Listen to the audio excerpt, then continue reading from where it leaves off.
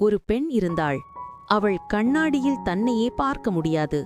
ஏன், பார்த்தாலுமே அவளுக்கு தெரிந்தது அவளுடைய குறைகள்தான். அவள் பெயர் எமிலி. அவள் நாள் முழுவதும் சரியானவளாக முயற்சித்தாள். சரியான மதிப்பெண்கள், சரியான தோற்றம், சரியான நடத்தை. ஆனால் எவ்வளவு முயன்றாலும் அவள் மனதில் தோன்றிய உணர்வு ஒன்றே: நான் போதுமானவள் அல்ல. ராத்திரி படுக்கையில் படுத்தால் அவளுடைய எண்ணங்கள் ஓடிக்கொண்டே இருக்கும். நான் தோற்றுவிட்டால், அவர்கள் என்னை விரும்பவில்லை என்றால். நிராகரிப்பின் பயம் அவளை முழுவதும் விழுங்கியது.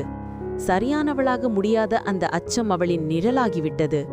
ஒரு நாள் அவளுடைய தம்பி மேக்ஸ் உள்ளே வந்து ஒரு உடைந்த சிறிய கண்ணாடியை அவளிடம் கொடுத்தான்.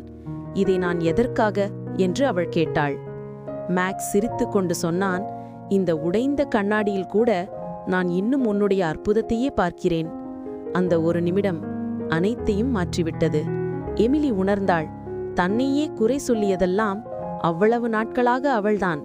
உடைந்த கண்ணாடியிலும் ஒரு முழுமை இருக்கிறது போல தன்னிடமிருந்த மதிப்பையும் அவள் மறந்திருந்தாள். அவள் சிறிய முயற்சிகளால் ஆரம்பித்தாள். தன்னுக்கே இனிய வார்த்தைகள் எழுதி போஸ்டிட்டுகளில் ஒட்டினாள். தவறுகளை மன்னிக்க கற்றுக்கொண்டாள். கண்ணாடியில் தன்னைக் கண்டு மெதுவாக சிரிக்கத் தொடங்கினாள். ஒவ்வொரு படியிலும் அவளின் பயம் குறைந்தது. அவளின் நம்பிக்கை வளர்ந்தது.